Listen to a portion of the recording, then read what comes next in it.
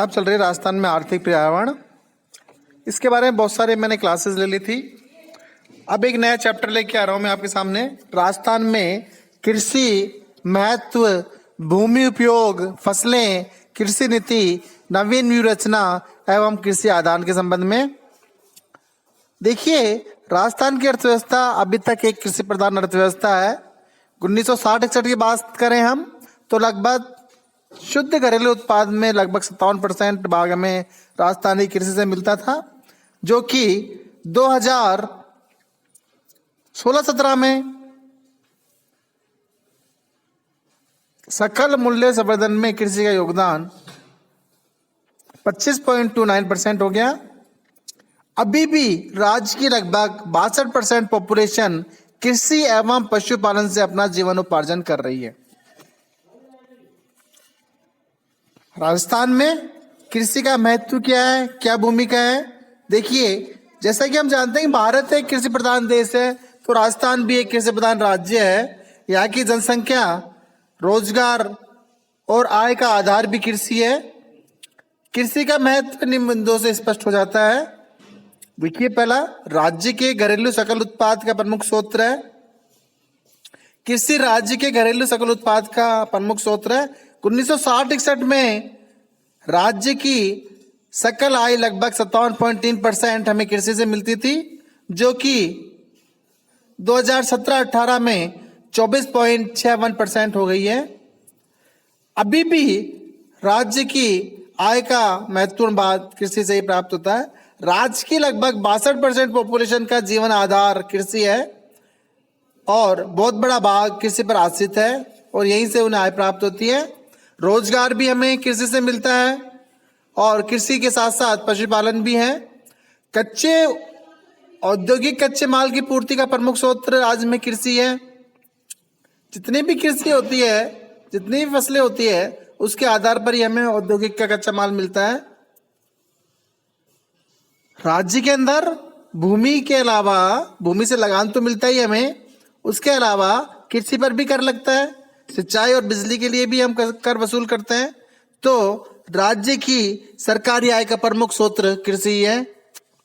इसके अलावा खाद्यान्न की पूर्ति एवं आत्मनिर्भरता भी हमें कृषि से होती है। सन 1950-51 में लगभग 29 लाख टन से जो कृषि खाद्यान्न प्राप्त हो रहा था, वो 2016-17 में बढ़कर 231.04 लाख टन हो गया है। जबकि अगर 17-18 की बात करें हम तो 225.82 लाख टन हो गया है। अतः राज्य कृषि पर आधारित है। परिवहन, व्यापार और संचार में भी कृषि का महत्वपूर्ण योगदान है। औद्योगिक विकास के अंदर भी कृषि का योगदान है। देखिए, कृषक राज्य की अर्थव्यवस्था का महत्वपूर्ण उपभोग वर्ग भी है। निश्चित रूप से उपभोग करता है वो चीजों का। तो कृषि उपकरणों एवं यंत्रों, कीटनाशक दवाइयों, रासायनिक उर्वरकों, वस्त्रों, चीनी और अन्य उपभोक्ता सामानों की मांग की पूर्ति कृषि पर निर्भर करती है। इसके अलावा सामाजिक और राजनीतिक महत्व भी है कृषि का। देखिए, जो कृषि प्रधान व्यवस्थाएं होती हैं उनके अंदर राजनीतिक महत्व बढ़ जाता है।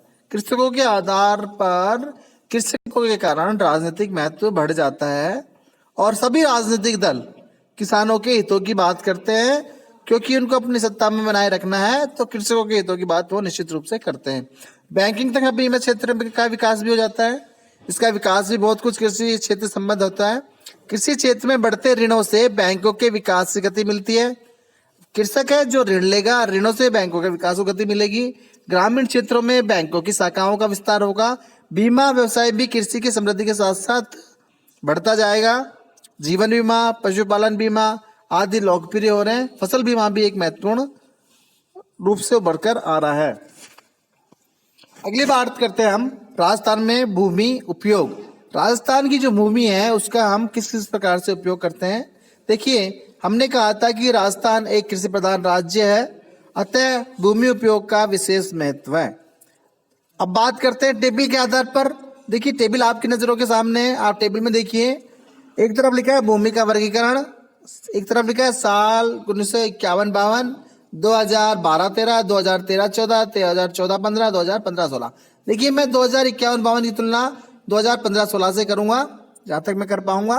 देखिए कुल रिपोर्टिंग भूमि का जो क्षेत्र था जो 51-52 के अंदर 342 था, जो घटकर 2015-16 के अंदर 242.70 हो गया है। वन क्षेत्र 51-52 के अंदर 11.6 था। भूमि का उपयोग किस प्रकार है उसकी बात कर रहे हैं हम, जो बढ़कर 27.52% हो गया है।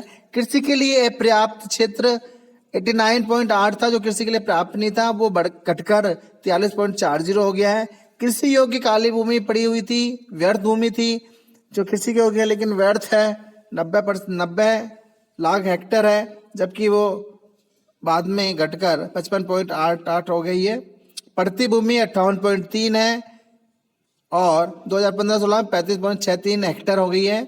शुद्ध बोई गई कृषि भूमि 51-52 में 93.1 हेक्टेयर लाख हेक्टेयर थी, जो कि 2015-16 के अंदर 180.24 लाख हेक्टेयर हो गई है। यानी कृषि के लिए भूमि निश्चित रूप से बढ़ती हुई हो गई है।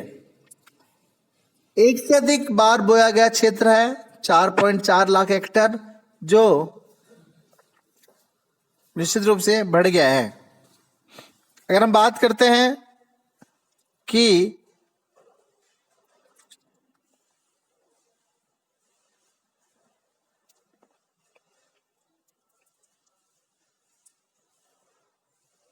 सकल कृषि क्षेत्र 97.5 लाख हेक्टेयर था 2051-52 में, जो बढ़कर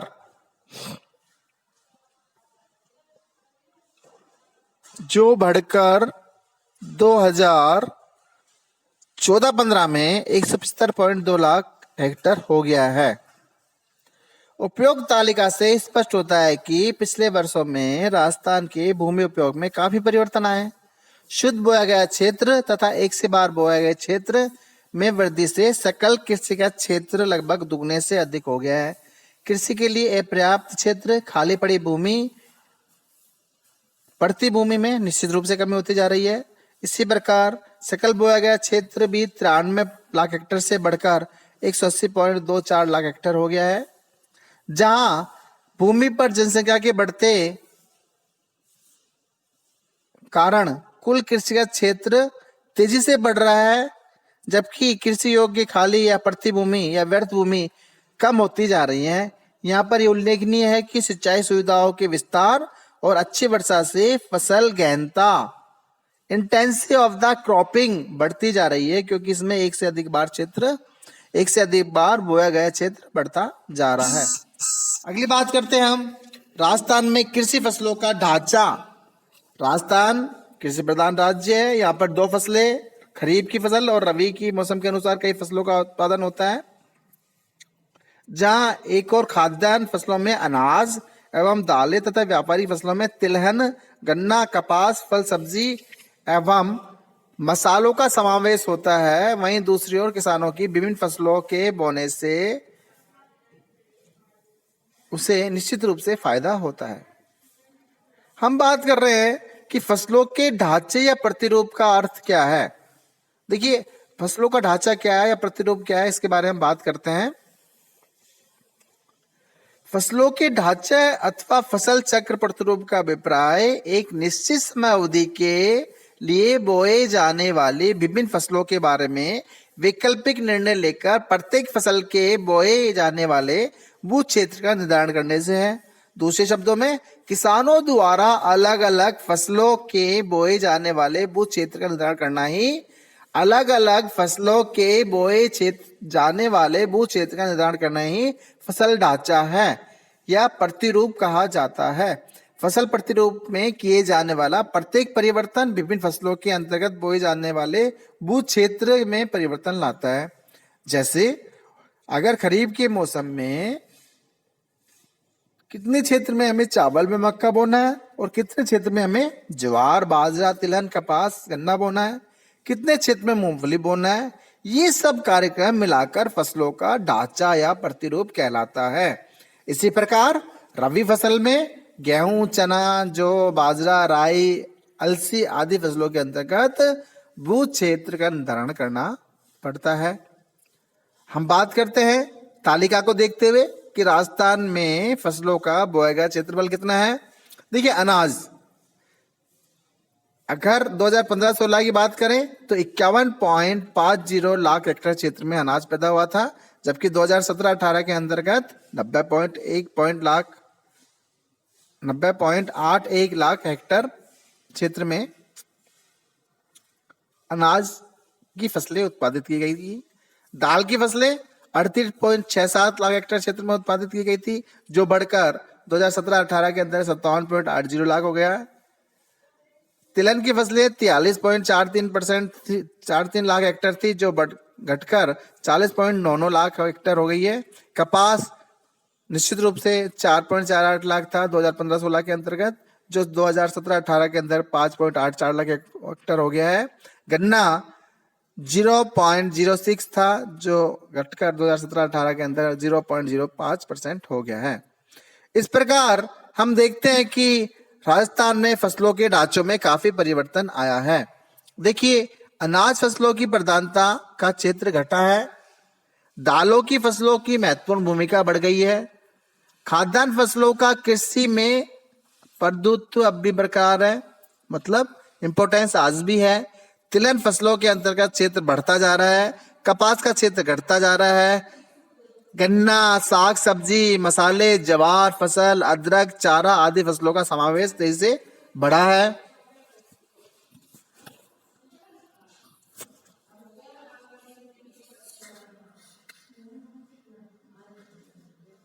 चलिए अब बात करते हैं कि राजस्थान की फसलें, प्रमुख फसलें कौन कौन सी है।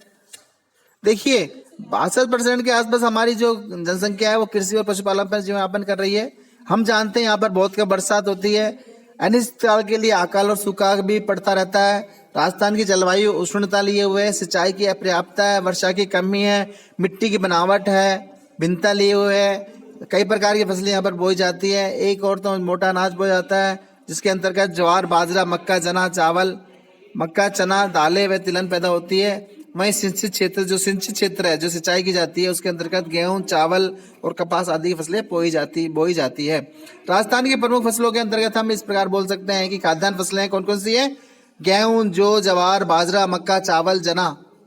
गेहूं, जौ, जवार, बाजरा, मक्का, चावल, चना, विभिन्न प्रकार की दालें, ये हमारी खाद्यान्न फसलें हैं। जबकि व्यापारिक फसलें कौन कौन सी है। कपास, गन्ना, तंबाकू, तिलहन आदि हमारी राजस्थान की प्रमुख व्यापारिक फसलें हैं। आज के लिए इतना ही काफी। Thank you very much.